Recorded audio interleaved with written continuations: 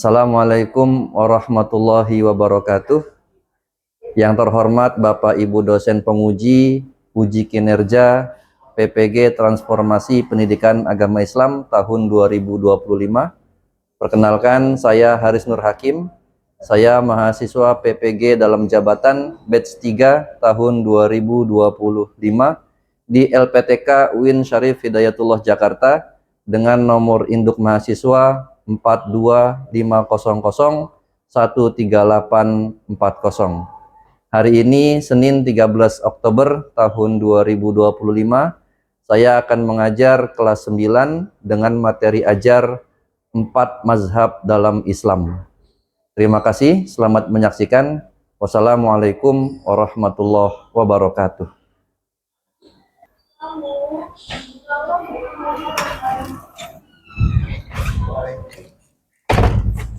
Assalamualaikum warahmatullahi wabarakatuh. Waalaikumsalam warahmatullahi wabarakatuh. Ya, apa kabar semuanya? Baik?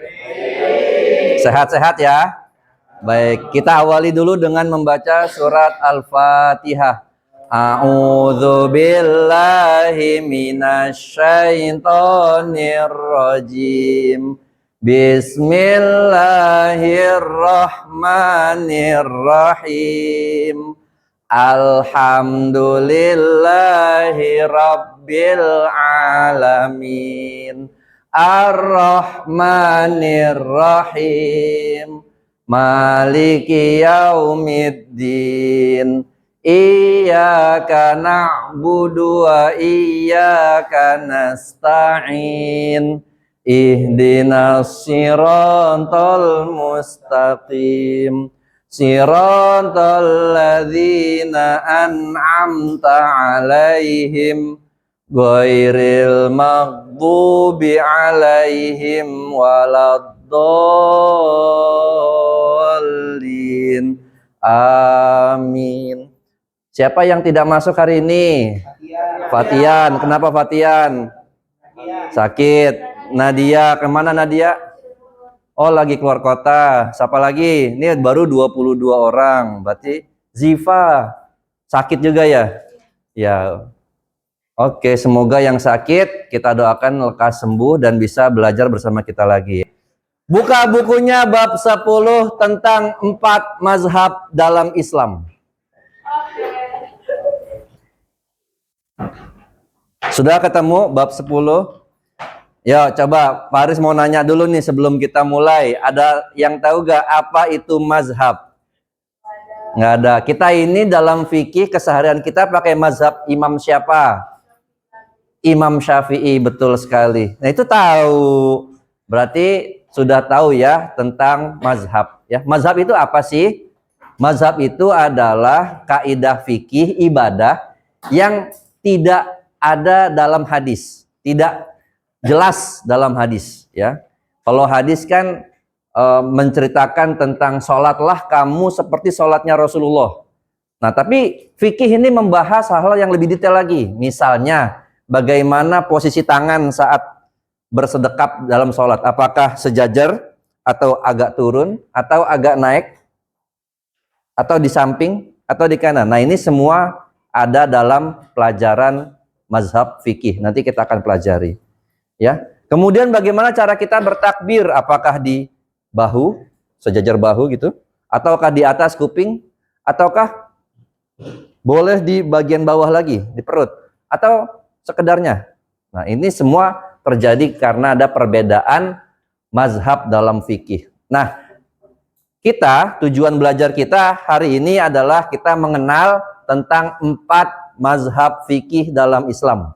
Pertama ada imam siapa, kedua siapa, tiga siapa, 4 siapa. Kita akan pelajari dan kita akan memilih mazhab mana yang kita pakai dalam kehidupan sehari-hari. Oke, sekarang kita akan tonton video tentang sejarah singkat ulama fikih 4 mazhab.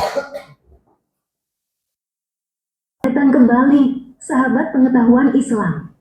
Kali ini, kita akan menjelajahi biografi singkat 4 imam mazhab paling populer dalam Islam. Mereka adalah Imam Abu Hanifah, Imam Malik, Imam Asy-Syafi'i, dan Imam Ahmad bin Hanbal. Mari kita simak lebih lanjut.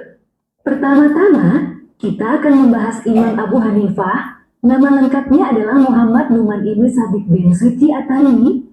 Ia dikenal sebagai Imam Abu Hanifah dan memiliki gelar Imamul Azam, yang berarti pemimpin yang agung. Lahir di Kufah, Irak pada tahun 80 Hijriah atau 697 Masehi, dan wafat di Baghdad pada tahun 150 Hijriah atau 767 Masehi.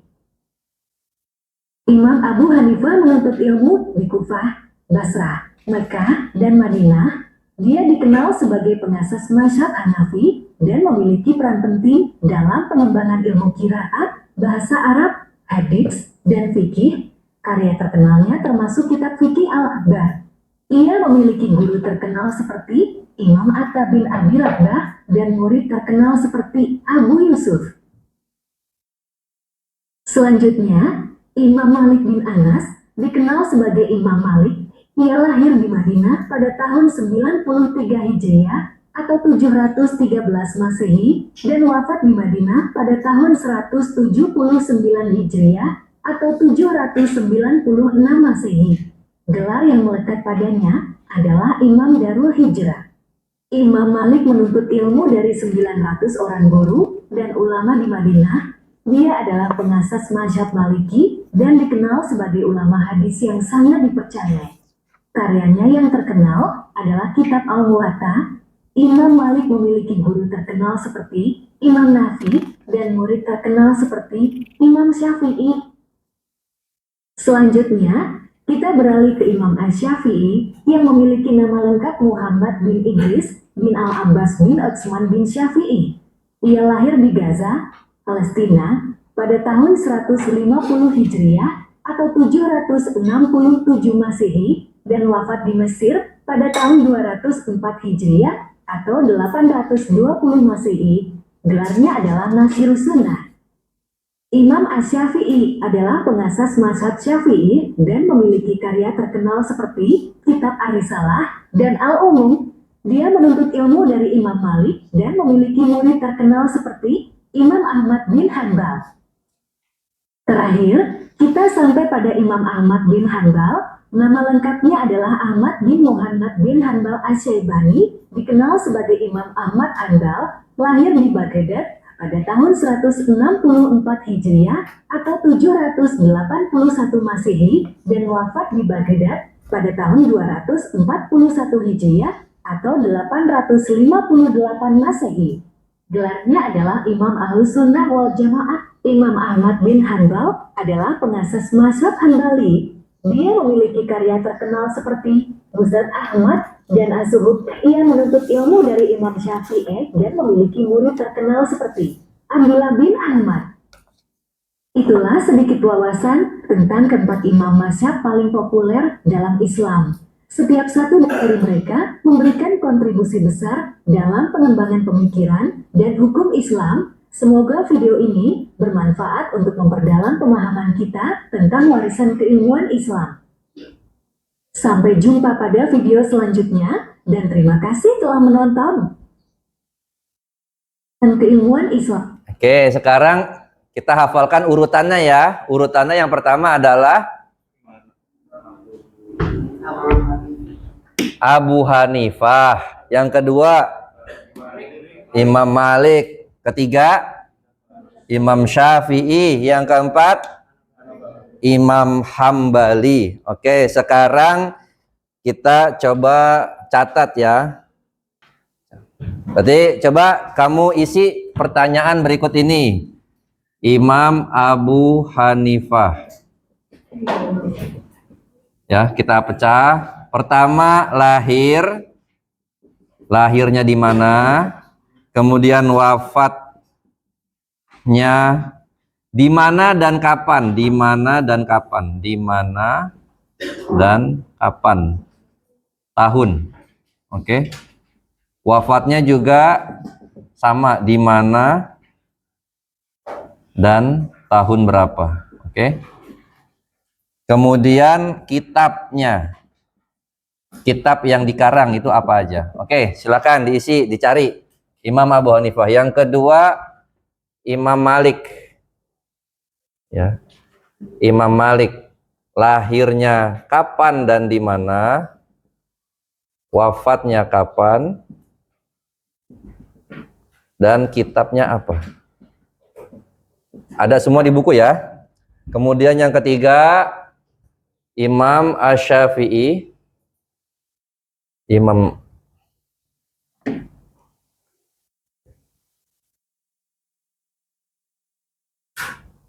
Asy-Syafi'i lahirnya di mana dan kapan? Wafatnya di mana dan kapan? Kemudian kitab yang dikarang apa aja? Kemudian yang keempat adalah Imam Ahmad bin Hanbal. Ahmad bin Hanbal.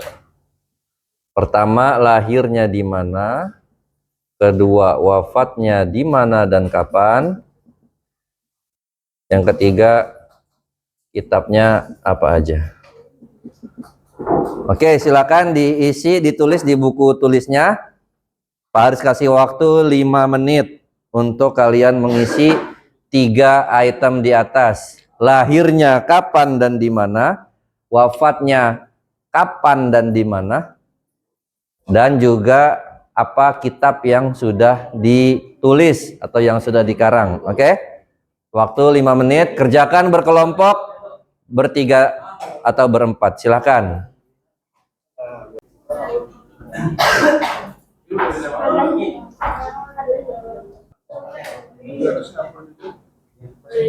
Panjang bang.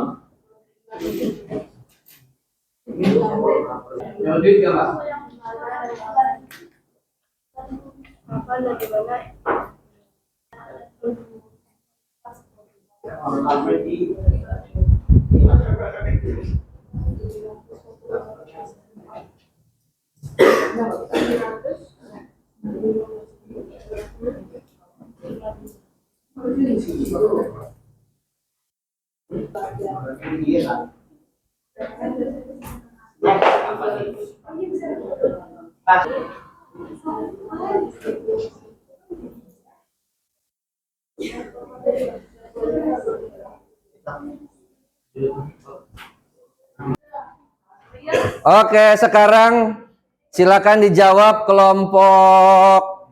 Siapa yang mau jawab? Ngisi. Kelompoknya Rahma 1. Kelompoknya Raja 1. Ini kelompok yang banyak orangnya ini. Tapi nanti dikumpulin semua ya. Satu lagi siapa yang mau jawab? Kelompok ini. Jawab. Pilih aja satu. Habis ini pelajaran apa nih? Fisika ya. 1, 2, 3. Satu lagi. Imam Syafi'i.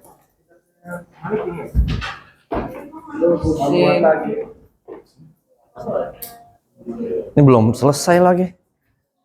Ini udah nih. Najah. Nah, isi dah. 1. Nomor 4. Ini udah. Oke.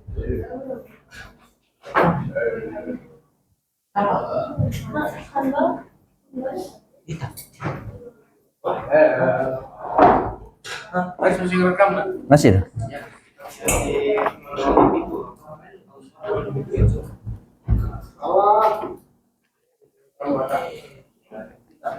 Kalau muat iya.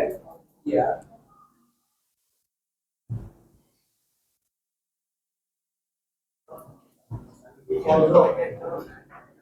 Gaza.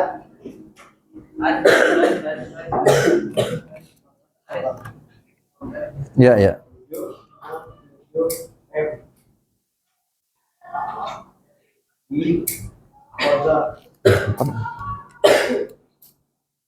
Apa sih gimana Pak?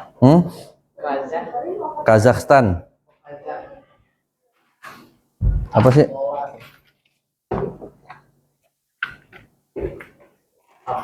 Yazid bin Hashim bin Abdul Muthalib bin Abdul Manaf bin Qusay bin Al-Quraisy. Nah, apa itu Muhammad bin Idris bin Abbas bin Syafi'i bin Sa'id bin Zubair bin Qozah, apa itu Qozah? Gaza Palestina. Imam Syafi'i itu lahirnya di Gaza. Ini Imam Malik sebenarnya bukan 12 nih. Di buku. Iya, dia bukunya kurang. Masa 12 Masehi? Nabi aja lahirnya tahun 712. Sebenarnya nih 7-nya hilang. 11, Pak. Hah? Enggak, ini coba lihat deh. Ini aja tahun 699 Masehi. Ini masa 12 Masehi terlalu jauh. Ya bukunya kurang 7. Enggak di Google 711. Ya sama aja, dia beda setahun. Aja dong, Pak dong. Beda setahun, nggak apa-apa. Ada, Pak. Di Google berapa? 711 ya? Ya udah 711 dah. Dia pakai tas tadi itu kan? Kurus. Ya, negatif. Ya. Baik, kita perhatikan. Pertama, Imam Abu Hanifah, dia punya mazhab namanya mazhab Hanafi. Hanafi, nama mazhabnya mazhab Hanafi. Lahirnya di Kufah tahun 80 Hijriah atau 699 Masehi. Kufah di mana? Ya, betul.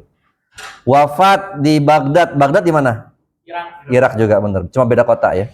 Tahun 150 Hijriah 6767. Oke, nama kitabnya Al-Faraid dan Al-Fiqhi. Ya. Faraid itu ilmu tentang hitung-hitungan waris, harta waris. Kalau Al-Fiqhi ya tentang ibadah. Imam Malik dia punya mazhab namanya mazhab Maliki.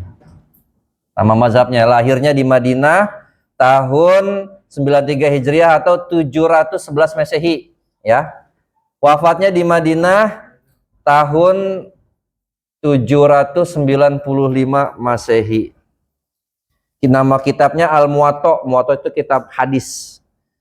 Kemudian ini Al-Mudawanah Al-Kubra. Ya, betul sekali. Asy-Syafi'i, dia punya mazhab namanya mazhab Syafi'i. Syafi'i. Lahirnya di Qozah. Qozah itu maksudnya Gaza. Gaza itu di mana? Palestina yang sekarang lagi perang itu ya. Tahun 76, ya sekarang alhamdulillah sudah gencatan senjata. Bantuan sudah banyak yang datang. 767, wafatnya 820, dia punya kitab namanya Al-Um. Al-Um itu kitab fikih terbesar. Al-Um itu artinya induk. Kemudian dia punya kitab lagi Ar-Risalah. Imam Ahmad bin Hambal, nama mazhabnya adalah mazhab Hambali. Ya. Lahir di Baghdad, Irak, Rabiul Awal 780. Kemudian meninggalnya juga di Baghdad, Irak tahun 855. Dia punya kitab Al-Musnad. Al-Musnad kitab hadis dan At-Tarikh tentang sejarah. Oke. Ini semuanya berbeda pendapat. Dia berbeda, kadang sama, kadang beda pendapat dalam satu hal ke hal yang lainnya. Nah sekarang Pak Aris punya tugas lagi untuk membedakan pendapat di antara 4 mazhab ini. Contoh, apa hukum sholat berjamaah? Sholat berjamaah, Abu Hanifah bilang jamaah itu wajib. Kalau kamu sholatnya nggak jamaah, nggak sah berarti. Katanya. Kata Imam Malik, wajib. Kalau nggak berjamaah berarti nggak sah. Imam Asy-Syafi'i bilang sunnah muakkadah. Sunnah yang sangat dianjurkan. Artinya kalau sholat sendiri, boleh. Ya.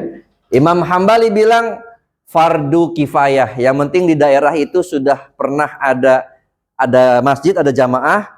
Sebagian yang lain tidak jamaah, tidak apa-apa. Nah ini beda-beda. Ada yang bilang wajib, ada yang bilang sunnah. Nah sekarang tugas kalian adalah, boleh cari di Google ya.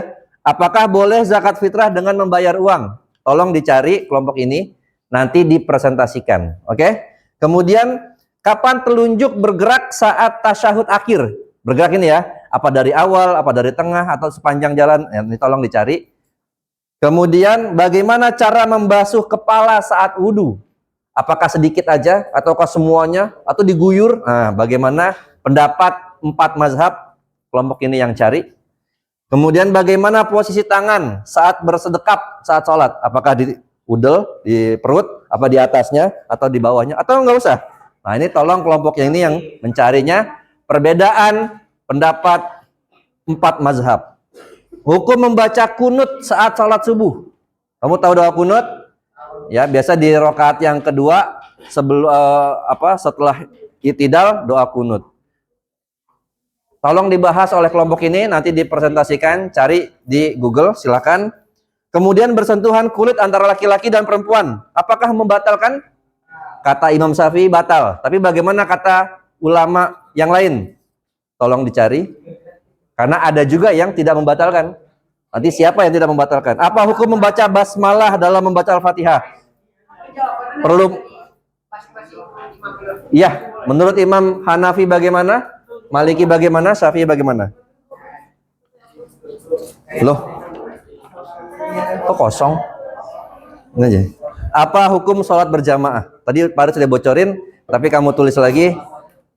Dari Pandangan Imam Hanafi bagaimana? Pandangan Imam Maliki bagaimana? 4. Dicari, ini satu ditulis. Satu soal dibahas secara berkelompok. Silakan, waktunya 5 menit. Nanti presentasi di depan, presentasi singkat aja. Menurut mazhab Hanafi bagaimana, Maliki bagaimana, Syafi'i bagaimana, Hambali bagaimana, gitu ya. Boleh dicari. Baik anak-anak semua, kita akan presentasi satu persatu tentang perbedaan pendapat menurut 4 mazhab tentang tata cara ibadah dalam kehidupan kita sehari-hari. Dimulai dari kelompok pertama, yaitu membahas tentang hukum zakat fitrah menggunakan uang. Boleh atau tidak? Silakan Kalila dan Khairina.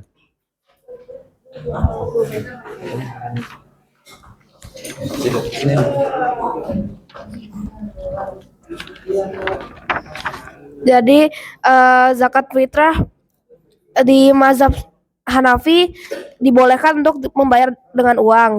Kalau Maliki tidak boleh, tapi boleh asal dalam keadaan darurat. Kalau Syafi'i dan Hambali tidak boleh, dua-duanya. Ya udah Pak. Terima kasih. Itu tadi pemaparan menurut pendapat 4 mazhab ya. Boleh beri tepuk tangan. Kemudian yang kedua, siapa yang kedua yang udah siap siapa? Oke, bahas tentang apa Nani? Ya, kelompok yang kedua kita akan membahas tentang hukum bersentuhan kulit antara laki-laki dan perempuan. Apakah dia membatalkan wudhu atau tidak? Kelompok Velsia, Noni, dan Najah, silakan. Najah yang pertama.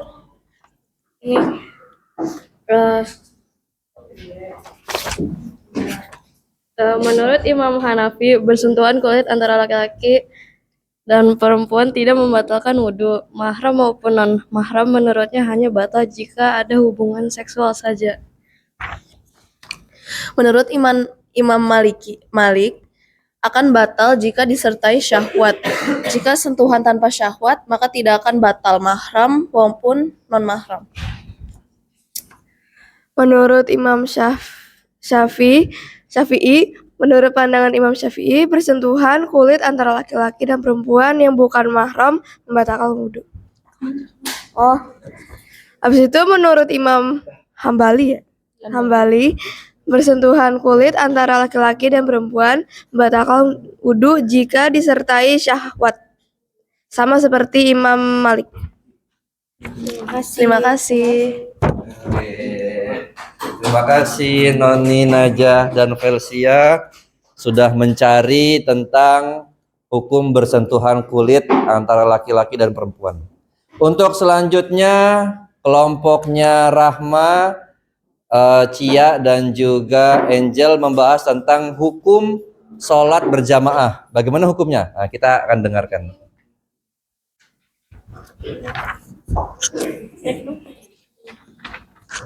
Jadi hukum sholat berjamaah menurut Imam Hanafi itu wajib bagi laki-laki yang mampu kecuali kalau sakit dan berhalangan.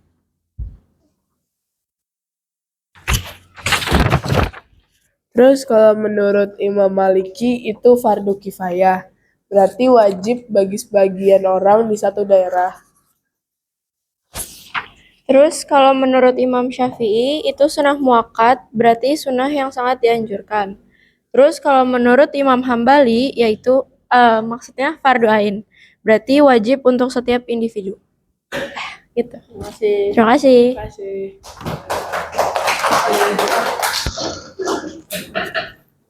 Ya, hukum sholat berjamaah nih penting sekali ya. Sudah dijelaskan. Kemudian kelompok berikutnya membahas tentang hukum membaca basmalah saat membaca surat Al-Fatihah dalam sholat. Yang akan disampaikan oleh Cila, Bila, Rana, dan juga Lovely. Silahkan.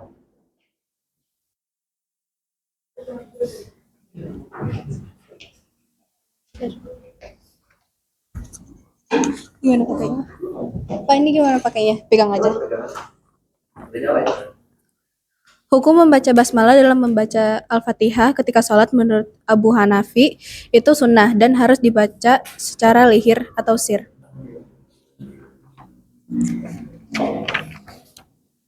Hukum membaca basmalah dalam Al-Fatihah ketika sholat menurut Imam Maliki adalah makruh, baik lirih atau keras, namun beliau membolehkan membaca basmalah dalam sholat sunnah.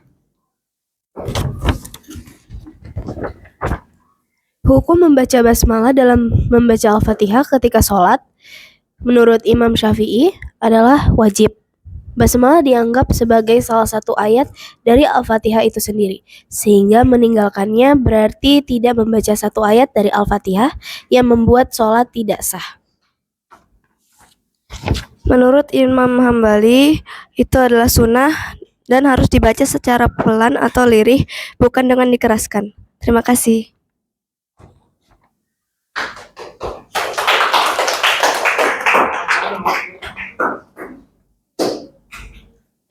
Baik, itu hukum membaca basmalah ya. Kalau di Indonesia baca basmalahnya kenceng.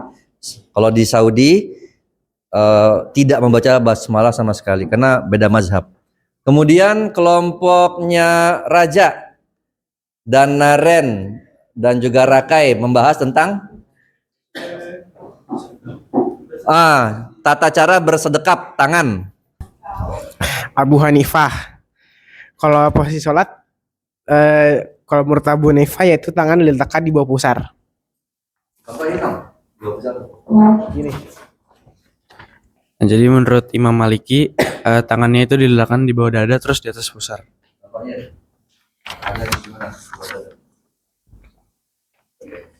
Menurut Imam Syafi'i, tangan diletakkan di bawah dada. Imam Ahmad bin Hanbali meletakkan tangan di bawah pusar. Bawah. Terima kasih. Kian, Kenjiro, dan juga Rasi membahas tentang kapan telunjuk bergerak saat tasyahud ya. Silakan kelompoknya Kian, Kenjiro, dan juga Rasi. Udah diinjak dong. Dari gua. Assalamualaikum. Jadi menurut mazhab Maliki jari telunjuk digerakkan secara terus-menerus ke kanan dan ke kiri selama tasyahud akhir hingga salam. Cara ini dilakukan setelah menakuk jemari kecuali ibu jari, meluruskan telunjuk dan menggerakkannya dengan gerakan sedang. Menurut mazhab Syafi'i, menggerakkan telunjuk bagian kanan tidak perlu. Dan bagian telunjuk kanan diangkat ketika bacaan ilallah pada syahadat sampai akhir.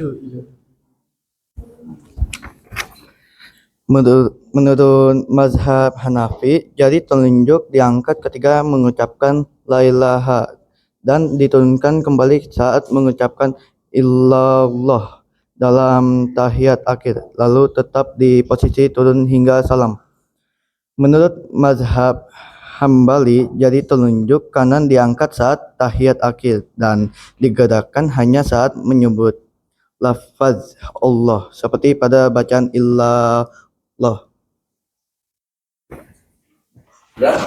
Oke. Nah, astagfirullah. Cara membasuh kepala saat wudhu dalam opininya Abu Hanifah adalah mengusap sebagian kepala minimal seperempat bagian kepala, bukan seluruhnya. Imam Malik mengusap seluruh bagian kepala. Asy-Syafi'i cukup mengusap sebagian kepala. Pentingnya tangan yang basah nyentuh sebagian kecil kepala.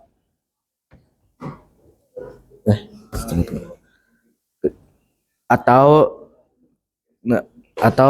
helai rambut yang tumbuh di kepala. Ahmad bin Hanbal sama seperti Imam Malik, seluruh kepala, tapi dengan mulai dengan depan hingga tengkuk, lalu kembali ke depan kepala. Asy-Syafi'i cukup mengusap Sebagian kepala. sebagian kepala. Pentingnya Tangan yang basah menyentuh sebagian kecil kepala. Helai rambut yang tumbuh di kepala. Ahmad bin Hambal juga sama kan namanya? Apa beda? Udah baca aja. Sebelum seluruh kepala, mulai dengan Depan hingga tengkuk. depan hingga tengkuk, lalu kembali ke depan. Ulang. Assalamualaikum. Terima kasih. Ya, baik anak-anak, kita sudah belajar tentang perbedaan hukum di antara 4 mazhab. Sekarang terakhir kita mau refleksi apa yang kamu dapatkan, hikmah yang kamu dapatkan dari banyaknya perbedaan-perbedaan di kalangan ulama. Kenapa bisa terjadi perbedaan pendapat dan apa hikmahnya terjadi perbedaan pendapat itu? Apa hikmahnya? Ya. Dapat pelajaran Ini pelajarannya apa? tentang kita jadi tahu apa perbedaannya antara mazhab-mazhab yang tadi disebutin Dalam ibadah. Dalam posisi sholat gitu, wudhu gitu. Bagus sekali Naren. Yaitu kita jadi belajar bahwa kita itu Islam fleksibel. Bagaimana kondisinya itu bisa berubah mazhab. Misalnya air kita lagi banyak, kita wudhunya 3 kali. Tapi bagaimana kalau air lagi kekeringan? Maka wudhunya sekali-sekali aja. Ya. Jadi ada fleksibilitas di antara hukum-hukum Islam. Semoga ini bisa kita terapkan dalam kehidupan sehari-hari. Kalau ada orang yang berbeda gerakannya, bukan berarti dia salah, tapi mungkin dia berbeda mazhab dengan kita. Ya.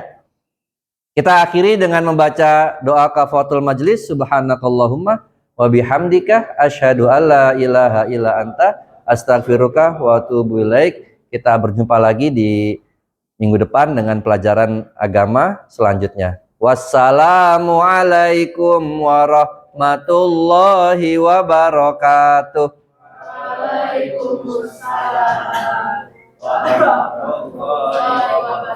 Ya, terima kasih semuanya. Kumpulin.